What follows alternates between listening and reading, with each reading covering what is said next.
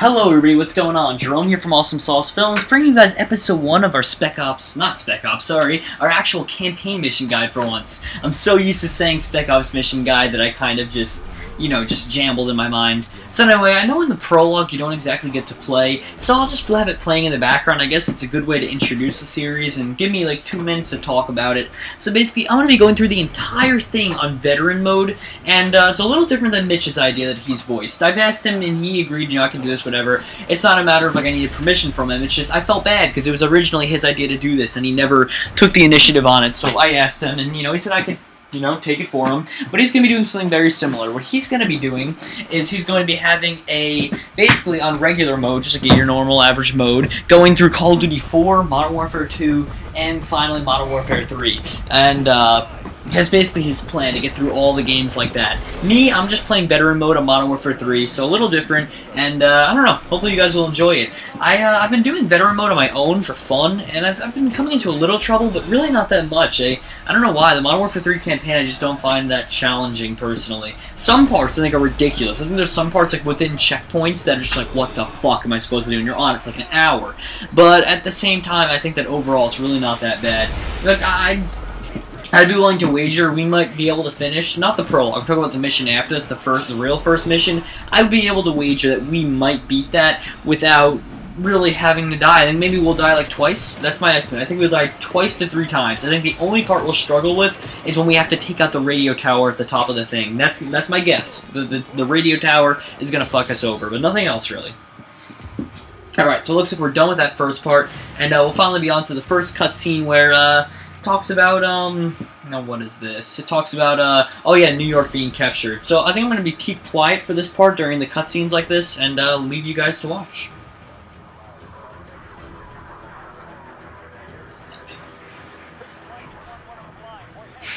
What's the sit rep on New York? The Russian jamming rigs have neutralized our air support. As long as they maintain air dominance, it's a losing fight. We cannot lose New York. Are there any special mission units in the area we can request? JSOC's got a Delta Force team at Bennett Field. Call sign Metal. Overlord, Metal 01 is up on Greenside. This is Sandman. Understand we are OPCON to you. Over. Glad to have you in our corner, Sandman. The Russians are using electronic countermeasures to jam our comms and guidance systems. The primary emission tower is on top of the stock exchange. I need your team to destroy it. The jammer's full spectrum, so until it's down, you'll have no radio contact. I have ground assets to get you close. Over. Copy all. We'll get it done.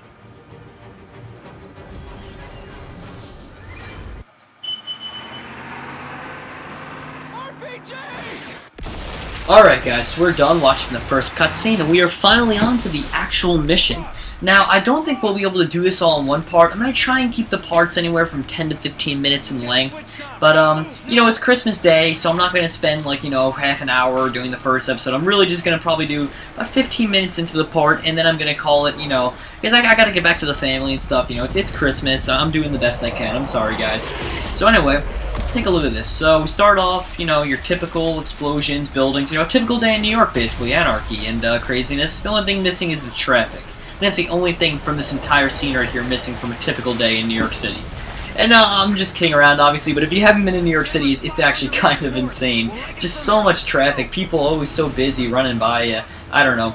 I was doing this right before I started recording, and really, I actually managed to beat more than like half this part without getting hit by a single bullet. Now, I know that changed because I just got shot by 1 bullet before I even really started, but maybe they take it easy on you this first area, not to scare you off. I think that's it, because I literally, for some reason, I rarely run into trouble here. And I don't want to jinx myself. I know now I'm going to like die or something because I'm going to jinx myself, but most of the time, I really don't run into trouble. Oh, guys, I have some cool news, by the way. I don't know about you guys. I guess because it's Christmas, I'll talk about it. I'm not going to talk only about the campaign throughout this entire playthrough. That'd get boring. But, so for Christmas, I actually got some interesting stuff, especially for, in the filming, world. I got myself an Xbox Kinect, which I'm going to be able to play, like, fun games like that. I'm going to get, Kinect Sports and, be able to film some interactive gameplay for my side channel. And, I also got Halo Anniversary, which I'll be able to film for my side channel. So, although it doesn't really affect ASF, it will affect my side channel, and I don't know, that's like a special part of me. I love my side channel. It allows me to put up films outside of the Modern Warfare 3 realm, and it really lets me interact with everybody and play games that maybe perhaps they want to see or they don't see enough of, while at the same time, keeping it real and, you know, keeping some good content out there. I don't know, that's just how I view it, and that's why I like it so much. Ah, we died. See, I told you I'd jinx it. Oh, well, no big deal. It's not like we made it that far. I just wish there was a little bit of a checkpoint right when that truck pulled up, but that's alright. We only wasted like 2 minutes of our time. Alright, let's go. It's Grinch. One thing I do like about this is they do a good. There's a couple things I like with the campaign and I don't like. Especially like in these missions, they do a good job of making you feel like you're protecting like your home, or if you're American, that is. I mean, I'm sure if you're not American, you probably, you know, you'd feel some kind of feeling of that, like, oh yeah, you know, New York City, protected, yeah. But, you know, you do kind of get that feeling of like, oh yeah, protect your home, blah blah blah, bad guys. But, like, the problem is that these missions are so short-lived. I feel like the missions that don't make you, like, get into the game and don't make you feel like that, there's just too many of them, and, like, they don't make these parts long enough. Like, this mission on regular mode will take you, like, 10 to 15 minutes, probably, and there's only, like, 2 real missions at home. So I feel like they could have done a lot more time spending on the American side of this fight, you know what I mean? Most of it's spent in Europe. In fact, only the first 2 missions, I believe, are spent in America. So, like, I don't know, I mean, compared to the Modern Warfare 2 shitstorm that you're left in, the fact that they just drop you off, like, right here, like, that's it, like, oh yeah, by the way, you know, everything's good now after 2 missions, it just kind of, it seems like something's missing. It seems like, whoa, what happened to the shitstorm, you know what I mean, what's going on, you know, the whole premise of Modern Warfare 2 is to protect your homestead, and they did a great job of that. I mean, throughout the entire campaign, there's at least like 6 missions, 7 missions fall. I mean, maybe not that many. Okay, so 5 to 6, I'd say, missions fall in America, and I don't know. Just for me personally, being an American, as well as the fact that it just gives it a more like home front of feel, like, you know, like you're fighting for like your livelihood, your civilians. I don't know. I feel like that kind of feeling was more prevalent in Modern Warfare 2, and I feel like they didn't do a good job of that Modern Warfare 3 campaign. But I don't know, for the time that it's short-lived in, I think it's cool. I think they did a good job for a short-lived time that they do have it in the campaign. I just wish they extended it, you know? I mean, that's just my personal view. I'm sure people disagree, and I'm sure, obviously, people are going to have different views if they're American or not, because, I mean, people that aren't American probably don't really care, don't really feel this way about it. But I don't know, tell me, fuck, I got killed by an exploding truck. We're not doing good in this, like, you know, beginning walkthrough. But if you guys are international viewers, tell me how you feel about that. Like, tell me if, like, even though you're not American, do you still feel a kind of, like, protect, like, your homestead appeal to these, like, New York City missions? Or does it just kind of, like, blow over you, like, the same way, like, when I'm playing and I'm trying to protect... Well, no, even still, when I was trying to protect France and, like, Britain and all these other places, I kind of felt a little bit of it, but not in the same way. I don't know what it was, but I don't know. If you're an international viewer, just tell me what you think. Did you feel that kind of feeling, you know, when you're playing the American missions, or or maybe you hate America? I know a lot of you international viewers aren't too fond of it, and trust me, I'm not too fond of the government myself. I mean, you know, that's outside of the realm we're talking about here, but you know, just, I don't know, tell me what you think about it, if that's how you felt or not. I'm just curious, my own curiosity. But, yeah.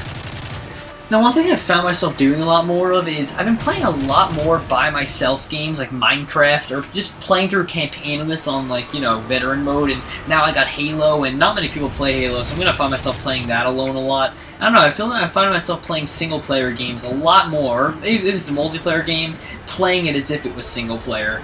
And not there's anything wrong with that. I mean, I guess a lot of people like that kind of stuff. I'm just not used to it. I'm used to only playing games for their multiplayer. That's really why I buy a game at the end of the day. I will never buy a strictly single-player game. I won't do it. That's just not what I do. But, I know that there's, like, a lot of advantages to it, and I know people love those kind of games, you know what I mean? Like Skyrim, like... But I don't even know, is Skyrim multiplayer? I know it sounds bad, I mean, it's been a while since it came out, but I just never bothered looking into it, because I was never really fond of those kind of games. I was fond of, like, MMORPGs, like, I don't know what you know, like, RuneScape. I played RuneScape, I'm sorry, guys. I was a RuneScapian back in the day, if RuneScapian's even a word. But, you know, like, that's just how, like, a player I was. But, I don't know, I mean, it really differs, I guess. It's just a different kind of game. In terms of, like, RPGs without the MMO part of it attached, I did play myself some Fable. I'm trying to think of any other games, really. Like, I played Fable 2... I mean... I know it sounds dumb, but would you even count the Super Mario games? Are those No, they're not RPGs. That was dumb, I guess. But it was like some games and like Paper Mario kind of. But I mean, like that was obviously back in the day. It was like 7. So realistically speaking, the only recent day RPG I've played is that. But actually, I forgot about one game. My sister got me, which is awesome. She got me Fallout New Vegas, and I kind of was like amazed. I was like, oh my god, this is sick. She got me Fallout New Vegas, and I don't know, I think I'm going to be playing that a lot too. Like, that might be the one game that turns me around on RPG games, because to be honest, that was one of the only RPGs I'm interested in. Kind of interested in Skyrim, but not the most in the world. You know, mostly I'm focusing a lot on like, I think that this game will be my game, and not too much Skyrim, but you know, I don't know. Hopefully I like it. I mean, I've seen Fallout 3 played before, and I played it like once or twice, and I thought it was a cool game. And Fallout New Vegas, I hear, is just amazing, so it should be a lot of fun. Also, kind of funny. My girlfriend was the one who actually got me Halo Anniversary in the end. I was like, oh my god.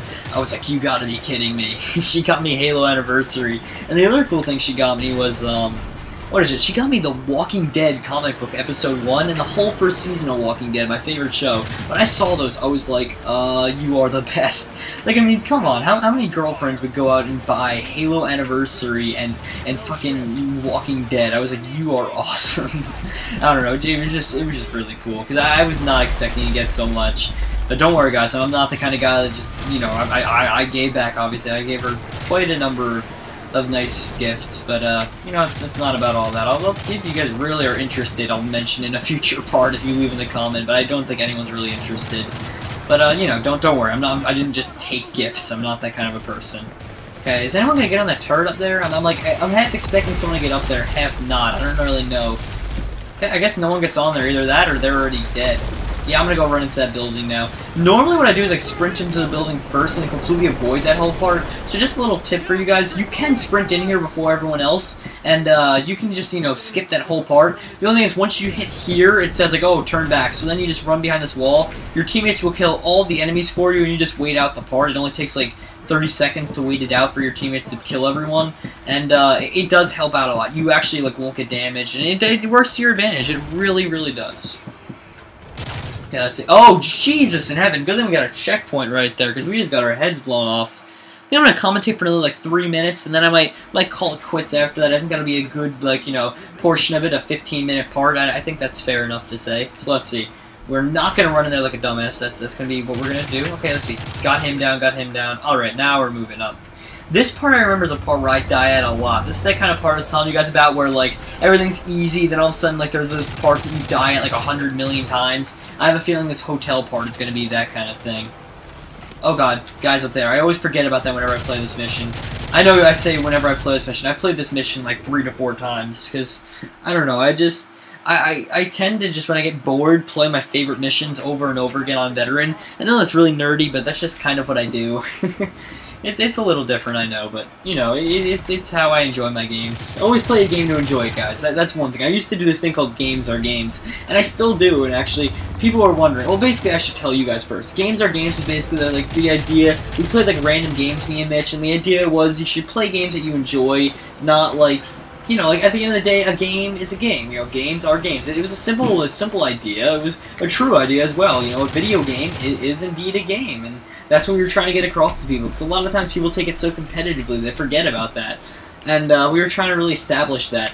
And people have been wondering lately, what happened to that? Did it die out? Like, no, that's what our side channels are for. Our side channels literally are the epitome of Games Are Games. We play Flash player games, we play uncommon multiplayer games, and it's all out of fun. Ooh, my mom just gave me a, what is that, Mom? Christmas orange. A Christmas orange? Yeah, that's pretty small for an orange. Is that a tangerine? It's a clementine. A clementine. Ooh, we're getting fancy now. Alright, Mom. So my mom just gave me, apparently, a Christmas clementine. That was extremely random. Walked in and gave me a clementine. Oh, well. You know.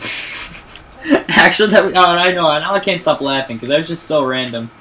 Ooh, I remember this part's pretty difficult. But I think this should be a good way to end it, because this is like pretty much a turning point of the level. So anyway, guys, I hope you all enjoyed Mission 1. Please, guys, if you liked it, subscribe, and stay tuned for more content. Tell me what you like about it in the comments section. Tell me what you think I should do differently. And, of course, guys, have a good night, and a Merry Christmas for those of you that celebrate Christmas. And if you don't, well, have a nice day off from everything you're supposed to be doing and relax with family and yada yada yada. I'm sure if you don't celebrate Christmas in that regard, I'm sure you can find a way to have a little fun with the family and have a nice time. So, in short, have a nice day, basically. Good night, everybody.